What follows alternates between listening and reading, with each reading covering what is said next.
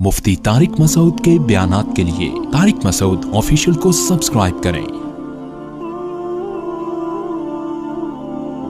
Tariq Masood official.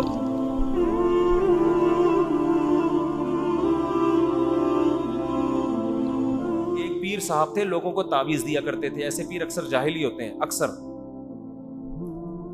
100% नहीं, अक्सर। तो वो तावीज दिया करते थे।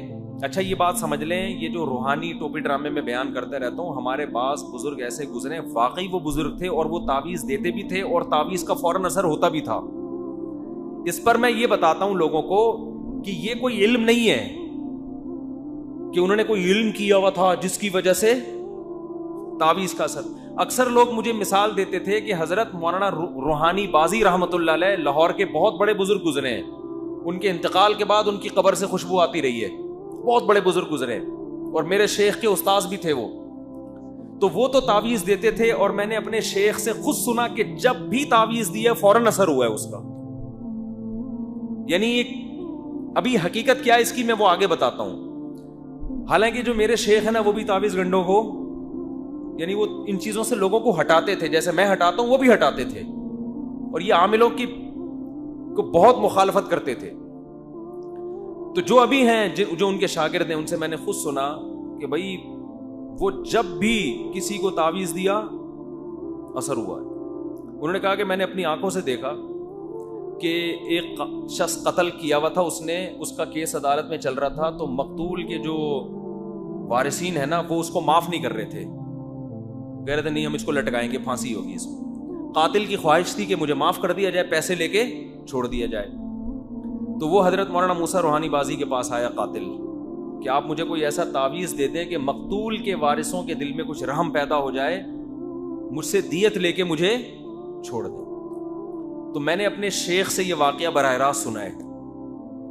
फरमाया कि हजरत मौलाना मूसा रूहानी बाजी रहमतुल्लाह अलैह ने क्या किया, उसको कुछ तावीज़ लिख के दे दिया। अच्छा वो तावीज़ के पैसे भी लेते थे और पैसे भी तगड़े ठीक है ना, ये मैं आगे बताऊंगा ये हकीकत क्या थी इसकी।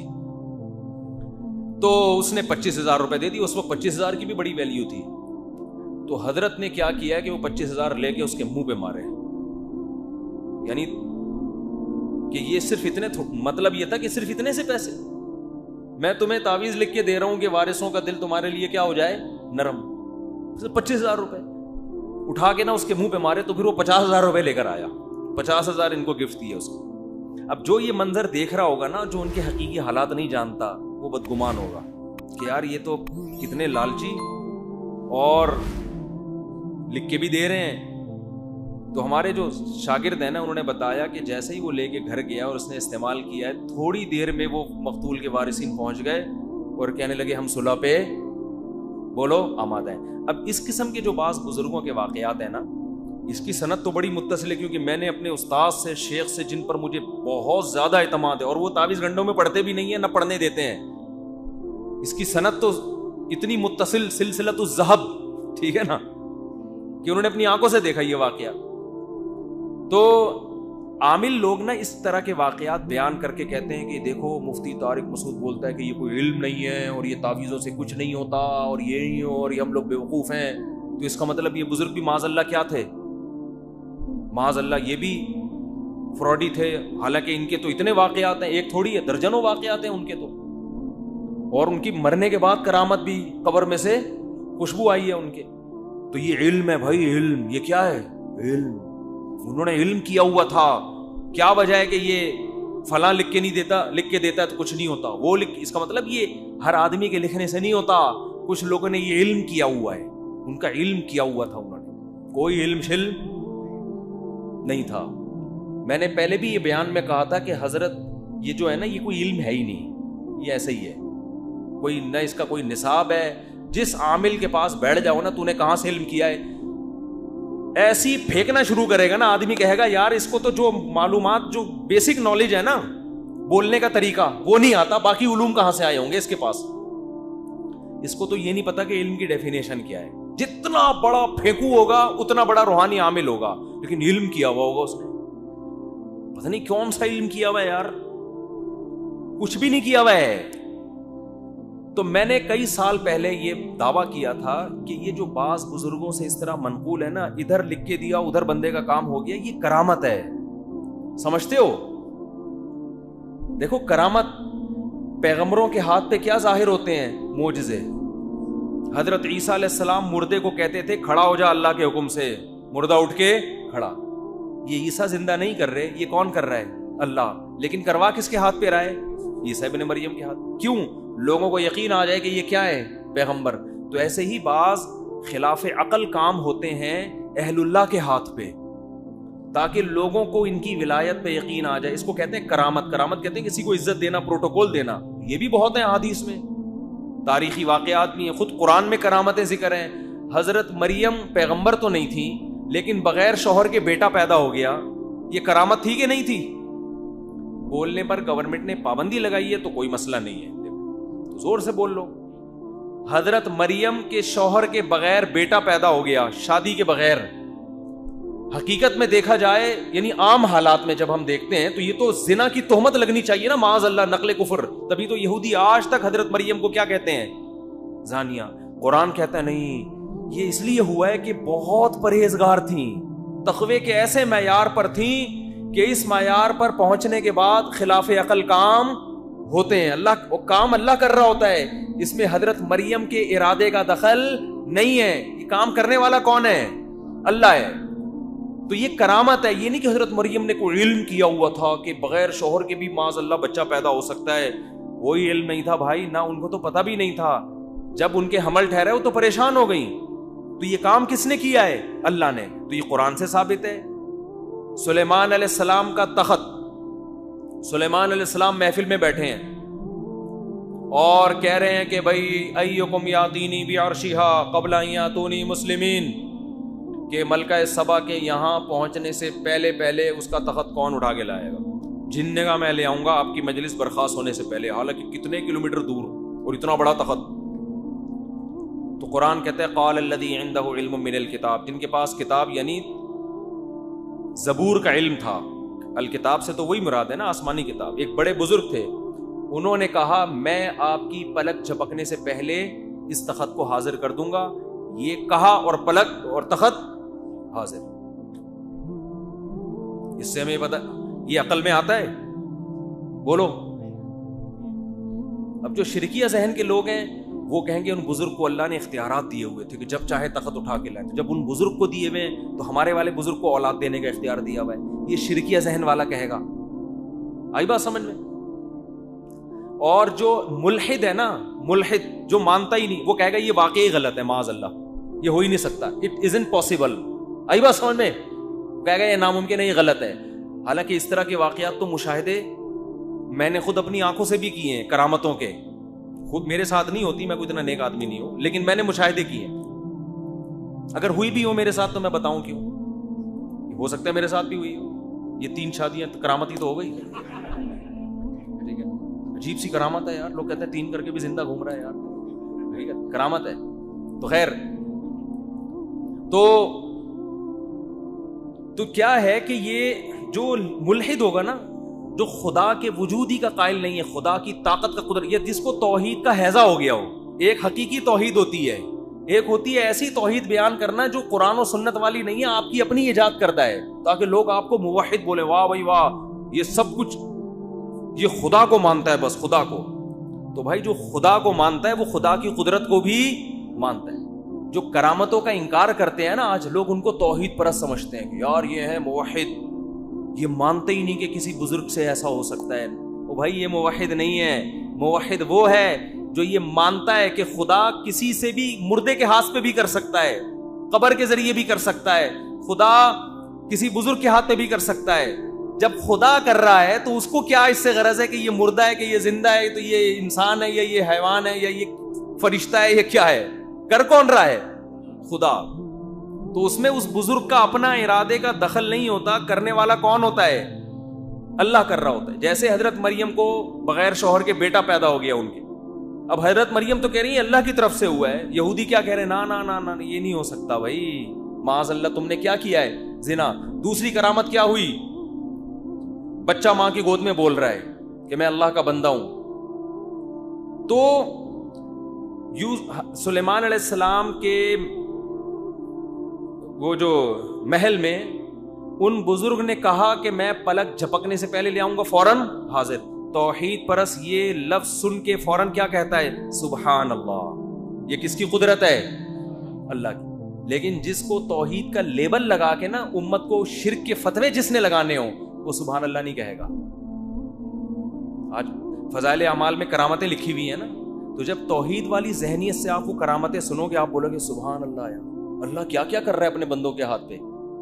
لیکن اگر آپ نے شرک کی اینک لگائی ہوئی، آپ کو ہر چیز سے شرک کی بو آتی ہے اور آپ ہر چیز میں غلط تعویل ہی کرتے ہو، تو آپ کہتے ہو یہ فضائل اعمال شرک سے بھری ہوئی ہے، حالانکہ فضائل اعمال کی کرامتیں توحید سے بھری ہوئی ہیں. نہیں آ رہی بات سمجھ؟ توحید پرست آدمی ایسے واقعے کی تصدیق کر دے گا بشرطے کہ مستند ذرائع سے ہو. ایسا نہیں کہ کوئی بھی اٹھ کے بیٹری چارج کر رہا ہو بیٹھ کے، کچھ بھی پھینک رہا ہو بیٹھ کے. آپ کو جیسے بہت سے جھوٹے قصے مشہور ہیں. کرامت میں یہ ہے کہ سند کیا ہونی چاہیے؟ مضبوط. ورنہ جھوٹی کرامتیں بھی بہت ہیں، تو جھوٹی کو سچی سے مکس نہ کریں.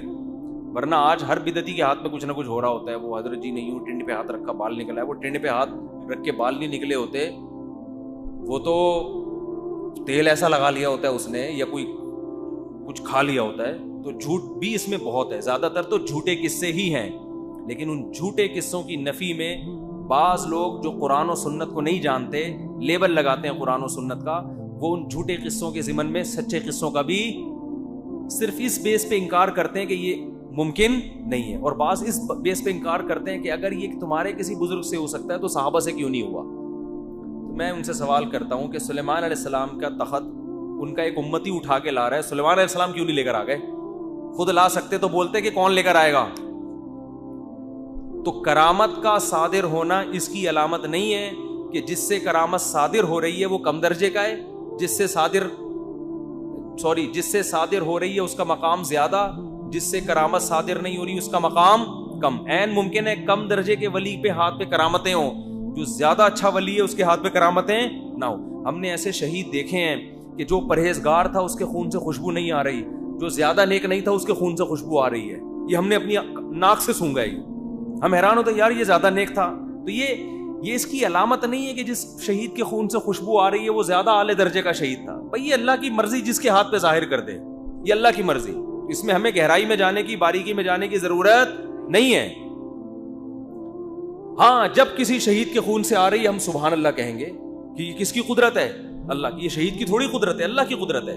تبھی جیسے ہی سلیمان علیہ السلام کے دربار میں موجود آدمی جو بزرگ جو تھے وہ جیسے ہی تخت لے کر آئے ہیں، دیکھو انہوں نے کیا کہا تھا کہ میں پلک جھپکنے سے پہلے تخت اٹھا کے لے آؤں، یہ کہا اور آ گیا.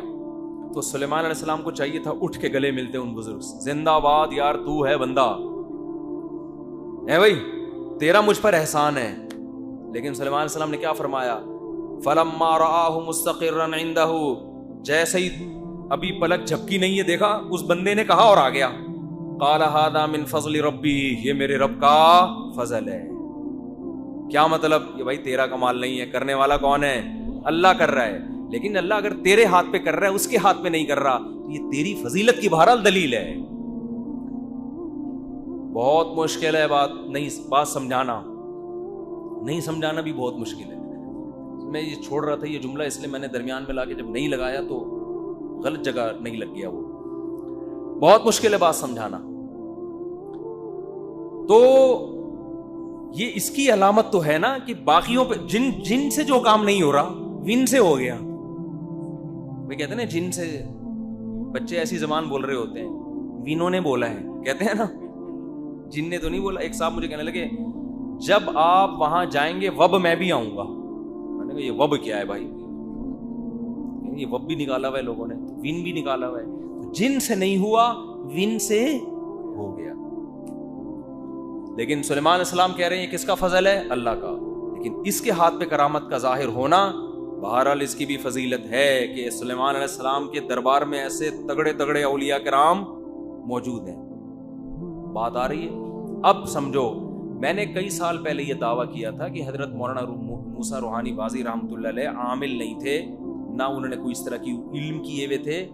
یہ جو تعویذ کا اثر اگر ہو رہا تھا یہ ان کی کرامت ہے, اس کا عامل بننے سے کوئی تعلق نہیں ہے. اللہ نے ان کے ہاتھ پہ اس طرح کرامت ظاہر کی کہ پرچی میں کسی کو بسم اللہ لکھ کے دے دی اور کہا پانی میں گھول کے پی جا, بس اس میں اللہ نے کیا کر دی, جان ڈال دی. تو ہوتا ہے یہ. اب لوگ کہتے ہیں یہ کیسے ممکن؟ بھائی آپ کے ہاں بزرگ مارکیٹ سے شارٹ ہیں, جن کے ہاں بزرگ ہوتے ہیں ان کے ہاں ہوتا ہے. بہت سے لوگ ہیں بزرگ ہیں ہی نہیں, ٹھیک ہے نا, تو ان کو کبھی نظر ہی نہیں آیا یہ. تو جن کے ہاں ہوتے ہیں, میں اپنے شیخ کی کرامت جانتا ہوں, لیکن میں ان کرامتوں کے واقعات آپ نے دیکھا ہوگا اکثر بیان نہیں کرتا. وجہ اس کی ہے کہ کرامت شریعت نہیں ہے, اور ان کرامتوں کو زیادہ بیان کرنے سے لوگوں کے گمراہ ہونے کا بھی خطرہ ہوتا ہے, کیونکہ بعض دفعہ شیطانی تصرفات ہوتے ہیں, لوگ اس کو کیا سمجھ رہے ہوتے ہیں, کرامت. وہ ہے نا, وہ لوہا نکال رہا ہے, اندر سے کیلے نکال رہا ہے, پتہ نہیں کیا کیا کر رہا ہے, یہ شیطانی تصرفات ہیں. اس لیے کہ کرامت کے لیے سب سے پہلے ضروری ہے انسان شریعت کو فالو کرتا ہو. جو شریعت ہی کو فالو نہیں کر رہا اس کے ہاتھ پہ کرامتیں تھوڑی ہوں گی, اس کے ساتھ تو شیاطین ہوتے ہیں, وہ کچھ شعبدے دکھا رہے ہوتے ہیں بیٹھ کے. تو اس لیے ہم زیادہ ان واقعات کو, میرے اپنے شیخ کی کچھ کرامتیں تھیں, ہم ان کو زیادہ بیان نہیں کرتے, اس لیے کہ اصل کیا ہے بھائی, شریعت ہے. قرآن و سنت پہ جو چل رہا ہے, ایک بھی کرامت ظاہر نہ ہو وہ ٹھیک ہے, اور جو قرآن و سنت پہ نہیں چل رہا وہ مردوں کو بھی زندہ کر کے دکھا دے, ہم اس سے متاثر ہونے والے بالکل بھی نہیں.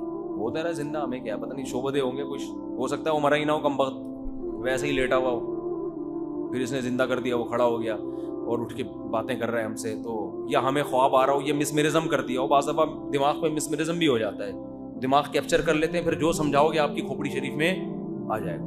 کھوپڑی تو شریف ہے نا, اس کو تو بیچاری کو جو سمجھاؤ اس کے دماغ میں گھس جاتا ہے وہ. تو یہ کرامت کے قبیل سے ایسے واقعات ہوتے ہیں بہت. تو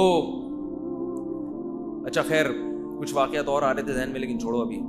تو ہم ویسے ان کرامتوں کو اس لیے کہ بھئی اصل تو عمل ہے نا, تو عملی زندگی کو اگر حضرت مولانا موسیٰ روحانی بازی رحمۃ اللہ جو بزرگ تھے کرامت کی وجہ سے نہیں تھے, وہ اپنے اعمال کی وجہ سے تھے, تو اللہ نے ان کے ہاتھ پہ ایک چیز ظاہر کر دی. تو انہوں نے ہمارے شیخ جو ان کے شاگرد تھے ان کو کہا کہ میں چاہتا ہوں کہ یہ آپ کو بھی یہ ہو جائے, یعنی آپ بھی جب کسی کو تعویذ دیں تو فوراً کیا ہو جائے, فائدہ ہو جائے. اور اس کے لیے لوگ میرے بڑے پیچھے پڑے ہوتے ہیں. تو ہمارے شیخ بڑے خاندانی, انہوں نے کہا حضرت میں ان چکروں میں پڑھنا ہی نہیں چاہتا, میں چاہتا ہوں اللہ بس مجھ سے دین کا کام لے.